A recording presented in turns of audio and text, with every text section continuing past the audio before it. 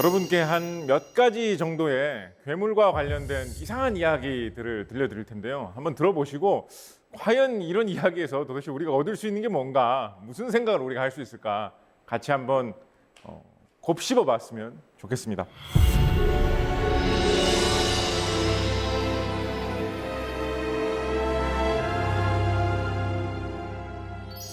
먼저 첫 번째 여러분들께 들려드릴 이야기는 요정 이야기입니다. 요정 하면 뭐 어떤 거 생각나시죠? 이렇게 곤충 모양의 날개를 달고 날아다니는 아주 조그만 사람 같은 그런 건데 마법을 부릴 수도 있다, 뭐 이런 거 생각하시는 분들 많으실 거예요.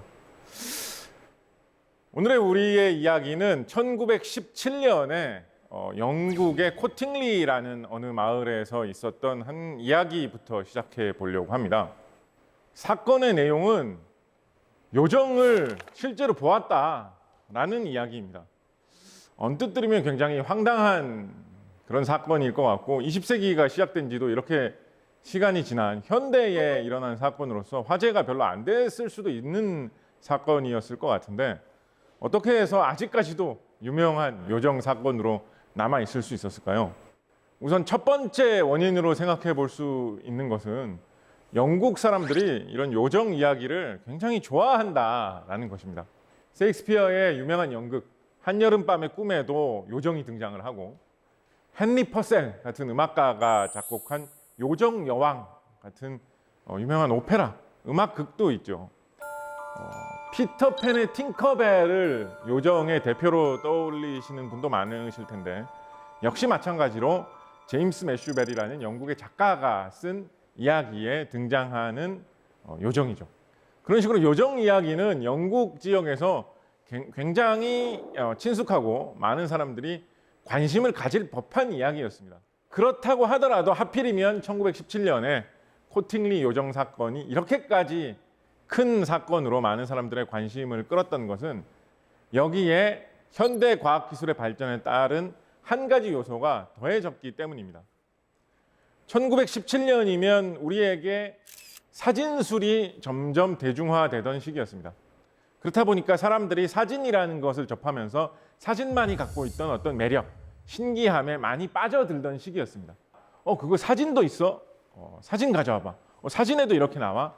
그럼 이거 진짜겠네. 사진상으로 봐도 이렇다니 정말 심각하구나. 사진에 나온 것은 진실로 믿는다는 그런 생각이 확산되어 있던 시기였습니다.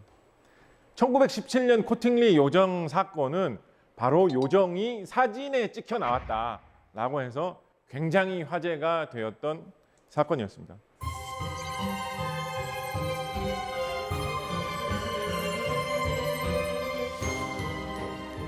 사람들이 이 사진을 보고 굉장히 신비하다고 생각을 했죠. 정말로 우리 전설 속에 내려오던 대로 영국 숲속의 어떤 한 곳에서는 요정이 이렇게 돌아다니고 있는 것일 수도 있겠다라는 생각을 할 정도의 이야기가 되었습니다.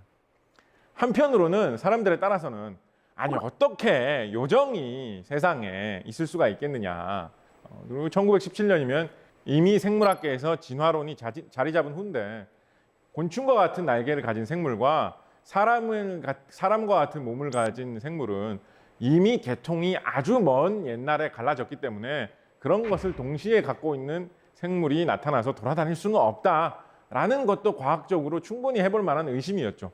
그래서 사람에 따라서는 야, 이런 황당한 이야기 믿지 마라. 사진이 있다고 해서 무조건 믿을 수 있는 이야기는 아니다라고 이 코팅리 요정 이야기를 믿지 못하는 사람들도 어느 정도 생기게 됩니다. 그렇다 보니까 논란도 상당히 뜨거워졌던 것 같아요. 특히 이 코팅리 요정 사건의 핵심은 사진에 요정이 나왔다는 거였잖아요. 그래서 그 사진을 정밀하게 감식해보는 그런 조사도 후에 이루어지게 됩니다. 이미 당시에 사진을 나중에 어떻게 조작을 해가지고 사진에 나온 것을 지운다든가, 사진에 없던 것을 나중에 덧붙여서 나오게 한다든가, 그런 것을 시도하는 사람들이 있던 시기였거든요. 그런데 그렇게 조사하고 연구해 본 결과 사진을 찍은 후에 조작한 흔적, 찍힌 사진을 나중에 덧칠하거나 지운 흔적 같은 것은 보이지 않는다라는 결론이 내려졌습니다. 그러니까 사진의 신빙성이 더 올라갈 수 있지 않느냐라는 주장을 하는 사람들이 더욱 기세 등등해질 만한 그런 조사 결과였죠. 이 사진의 비밀이 세상에 밝혀진 것은 이 사진 사건으로부터 66년이 지난 1980년대 초의 일입니다. 이 사진을 당시에 촬영했던, 그리고 사진의 주인공이기도 했던 당시 사진에 함께 나왔던 그 청소년들이 사진 사건의 진실에 대해서 세상에 알린 것이죠. 주인공들이 밝힌 사건의 진실은 무엇이었느냐? 진실은 사실은 그것보다 훨씬 더 어이없었는데, 이 청소년들이 동화책에 나오는 그런 요정 삽화가 그려지는 책에 나오는 그 요정 그림을 잘 오려가지고 사진 모양, 사진에 들어가면 어울릴 만한 크기가 되는 자리에 배치해 놓고 책에서 오려낸 요정 삽화와 같이 사진을 찍었던 것인 거죠. 실제로 당시에 사용한 그 요정 그림하고 동일한 내용이 그려져 있는 책의 출판본이 확인이 돼가지고 이 두 사람의 고백은 사실인 것으로 받아들여지고 있습니다. 처음에는 그냥 장난으로 사진을 만들어가지고 야, 이렇게 하니까 진짜 요정하고 같이 찍은 것 같네, 재밌다 라는 그 정도 생각으로 사진을 만들었었는데, 그게 퍼져나가면서 사람들 사이에 너무 큰 화제가 되고 나중에는 굉장한 논란으로 이게 번지게 되고, 이것에 대해서 진지하게 연구를 하고 탐구를 해서 책으로 쓰는 사람들도 나오고 할 지경에 이르니까 너무 겁이 나가지고 진실을 고백하지 못했다라고 설명했다고 합니다. 이런 식의 요정 이야기는 이후에도 종종 화제가 될 때가 있었죠. 이후에도 내가 숲속에서 진짜로 요정을 본 것 같다, 요정 비슷한 것을 내가 분명히 만난 것 같다라는 이야기들이 왕왕 나왔습니다. 작가님, 사실 요정하면은 굉장히 작고 예쁘고 저는 딱 팅커벨이 좀 떠올라요. 우리나라에는 요정이 뭐 있었을까요? 우리나라에는 그런 비슷한 게 있었다라는 전통이 그렇게 강했던 것 같지는 않아요. 말씀하신 뭐 유럽권이나 이런 데 비해서는. 그렇지만 그래도 의외로 우리나라의 옛날 기록 중에 보면 각가지 별 희한한 다양한 형태의 뭐 귀신, 괴물 이런 것들에 대한 이야기가 많이 있거든요. 그래서 굳이 찾아보자면 약간 요정 느낌을 주는 이야기들도 없지는 않습니다. 생각을 해보면 한 두세 가지 정도 생각해 볼 수는 있을 것 같아요. 그나마 좀 비슷한 느낌이 있는 이야기로는 저는 삼국유사에 나오는 해통이라는 어떤 스님이 굉장히 어떤 그런 신기한 기술, 신통력 같은 것을 갖고 있어가지고 많은 사람들을 구해줬다라는 이야기에 나오는 한 대목이 생각납니다. 이 이야기 중에 보면 이 해통이라는 이 스님이 워낙 그런 신비한 기술을 많이 갖고 있으니까 중국 당나라의 어떤 공주가 아플 때에도 이 스님을 불러가지고 좀 치료 좀 해주시오라고 부탁을 했다라고 하는데, 이 스님이 보니까 당나라의 공주가 용이 하늘을 날아다니는 이상한 상상 속의 동물 용이 있잖아요. 그 용이 이상하게 서려가지고 용의 귀신 같은 게 뭐 깃들었다든가 뭐 그랬던 것 같아요. 그 공주의 병을 치료하기 위해서 어떻게 하느냐? 콩을 한 줌을 주워가지고 뭐 이런 신비로운 신통력을 발휘하면서 콩을 쫙 뿌렸더니 콩 중에 흰 콩은 하얀색 갑옷을 입은 병사가 되고, 콩 중에 까만 콩은 검은색 갑옷을 입은 병사가 돼가지고 아주 작은 병사였겠죠. 콩이 병에서 병사가 됐으니까 그거를 흑갑신병, 백갑신병 뭐 이런 식으로 기록해서 이야기하고 있는데, 콩이 변한 병사들이 공주의 몸에 깃들어 있던 용을 물리쳐줬다. 그러니까 공주의 병이 나았다. 뭐 이런 이야기가 있습니다. 뭔가 이렇게 신비한 힘을 가지고 있고 크기가 작고 이런 면에서 요정 이야기가 조금 비슷한 것 같기는 하죠, 그죠? 요정 이야기하고 좀 더 비슷한 좀 신기한 이야기로는 조선시대의 기재잡기라는 기록에 나오는 또 다른 이야기도 있습니다. 이 이야기는 이순몽이라는 인물이 어느 날 밭에서 일을 하다가 갑자기 이상한 걸 봤다라고 하는데, 그런 둥근색 공 모양의 불덩이가 자기 쪽으로 날아다니고 돌아다니는 것 같아가지고 너무 이상해가지고 자세히 살펴봤더니 그 안에 조그마한 사람 모양 같은 게 들어있더라는 거예요. 한 가지 재미있는 것은 그 사람 모양의 모습을 머리가 누른색, 그러니까 황색이고 노란색에 가깝고 눈은 파란색이었다라고 묘사를 하고 있더라는 거예요. 그리고 양손에 뭔가 칼 같은 거를 들고 있었는데 그 칼에 약간 낫 같은 모양의 그런 식의 날이 달려있는 그런 무기 같은 거를 들고 있었다. 그리고 그게 돌아다니면서 뭐 이상한 현상, 예를 들면 뭐 비바람이 불고 번개가 친다라는 듯한 그런 이상한 현상이 생겼는데 이 이순몽 이군은 거기에도 크게 겁먹지 않고 유연하게 대처했다. 뭔가 친근하고 우리에게 도움을 주고 마법으로 뭐 사람에게 뭐 약간 장난을 친다든가 이런 친근한 느낌의 요정 이야기에 비해서는 뭔가 약간 사악하고 무서운 느낌을 준다는 면에서 이 기재 잡기 속에 나오는 이 파란색 눈이 형형하게 빛났다라고 하는 이 이야기 속에 이상한 것이 요정하고 닮았으면서 다르다는 느낌도 듭니다.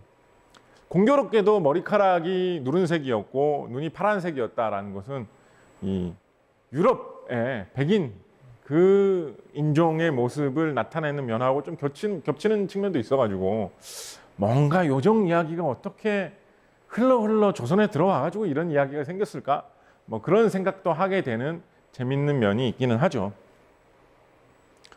실제로 요정 이야기는 어떻게 해서 탄생을 했을까요? 도대체 뭘 보고 사람들이 애초에 요정이라고 생각을 했고 나중에 사람들이 요정 이야기를 지어낼 만한 그런 원인이 되는 것이 숲속에 무엇이 있었기 때문에 이렇게 널리 요정 이야기 혹은 요정과 비슷한 것에 대한 이야기들이 많이 나와 있는 것일까요? 일단 곤충과 비슷한 모양으로 날아다니는 것이다 보니까 곤충을 보고 잘못 생각해가지고 요정이라고 생각할 수도 있지 않을까? 그런 생각 해볼 수 있을 것 같습니다. 나방이나 나비 종류 중에는 유독 날개가 굉장히 큰 것들이 있죠. 예를 들어서 우리나라에서 산에서 쉽게 목격되는 긴 꼬리 산누에 나방 같은 나비 경우에는 주로 초록색인 경우가 많은데 날개가 굉장히 크고 아주 크게 날아다녀가지고 사람이 보면 깜짝 놀라게 만들 정도로 아마도 숲속에서 이런 큰 나비나 나방을 잘못 본다면 신비로운 생물로 착각을 할 수도 있다라는 생각을 해봅니다. 특히 옛날 사람들은 산에서 직접 뭔가를 채취해가지고 먹을 때가 많이 있었잖아요. 산나물을 캐 먹는다든가 유럽 같으면 산에 열린 열매 같은 거를 산 열매를 따먹는다든가 이런 일이 굉장히 많이 있었죠. 산에서 이런 식으로 캐서 먹을 수 있는 것 중에 또 한 가지 생각해 볼 수 있는 게 바로 버섯도 있습니다. 근데 버섯은 사람이 먹을 수 있는 버섯과 독버섯을 구분하기가 상당히 까다롭거든요. 독버섯 중에는 사람을 바로 죽게 만들거나 큰 병이 나게 만드는 버섯이 있는가 하면 사람의 신경계를 마비시키고 사람의 두뇌를 파괴하는 그런 버섯도 있죠. 이런 버섯을 먹으면 사람이 성격이 이상해지거나 정신이 이상해지거나 환각이나 환청을 보게 되는 수도 있을 것입니다. 그렇다면 영국이나 유럽에서 숲속에 버섯을 따러 갔던 사람이 잘못된 버섯을 먹고 환각을 보던 와중에 하늘을 날아다니는 커다란 곤충을 보고 사람처럼 생긴 요정이 나에게 말을 걸어온다.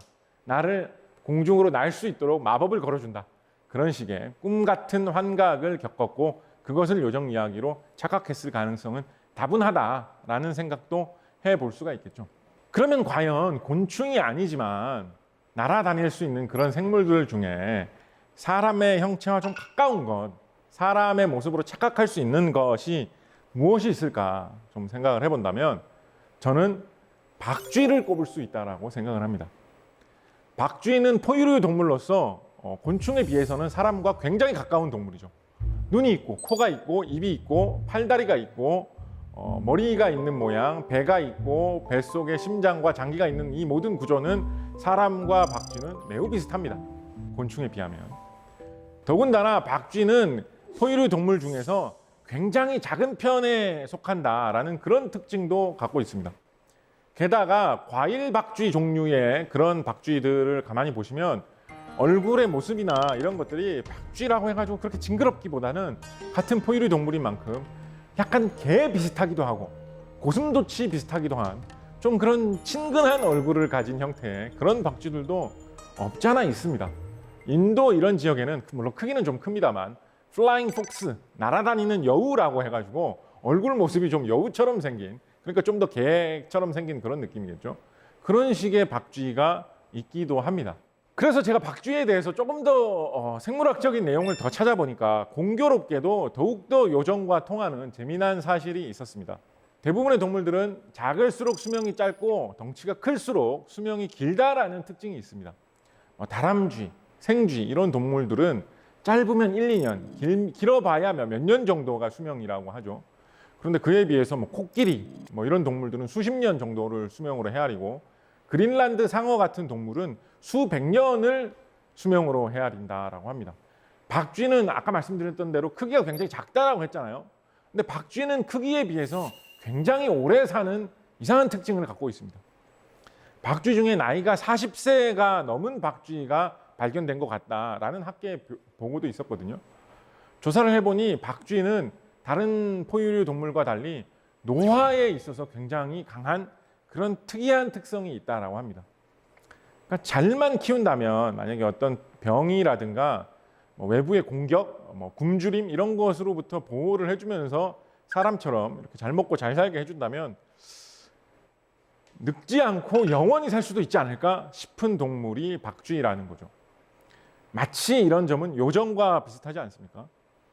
더군다나 그렇게 오래 살면서 건강하게 지내려고 하다 보니까 박쥐의 몸은 각종 외부 바이러스에 굉장히 강한 그런 이상한 특징을 가지고 있다라는 그런 점도 눈에 띄는 특성입니다.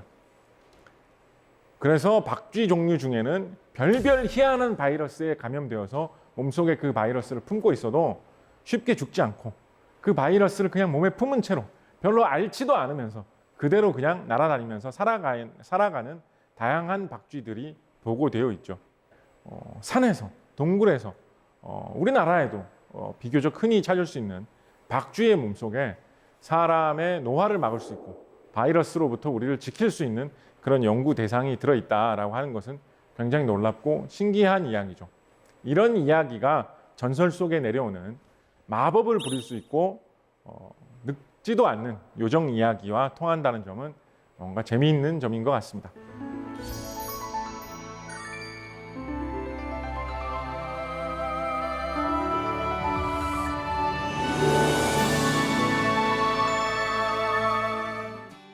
하루 20분.